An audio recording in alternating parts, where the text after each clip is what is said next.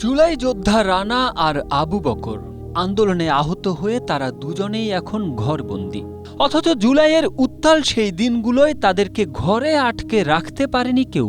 কুমিল্লা সদর উপজেলার চাঁদপুর গ্রামের মোহাম্মদ রানা আর গলিয়ারা দক্ষিণ ইউনিয়নের বড়াইপুর গ্রামের আবু বকর সিদ্দিক দুজন আলাদা মানুষ, দুটি আলাদা পরিবার, কিন্তু তাদের গল্প যেন একই রকম বেদনার সুরে বাঁধা। আন্দোলন শেষ হয়েছে, সময় বদলেছে, কিন্তু রানা আর আবু বকর যেন ঠিক আগের জায়গাতেই রয়ে গেছে নীরবে। কারণ এই তো গেল ঈদেও কেউ খোঁজ নেয়নি এই দুই জুলাই যোদ্ধার। যদিও তারা কেউই উপহারের জন্য রাজপথে নামেনি, নেমেছিলেন বিবেকের তাগিদে, দেশের জন্য, মানুষের জন্য।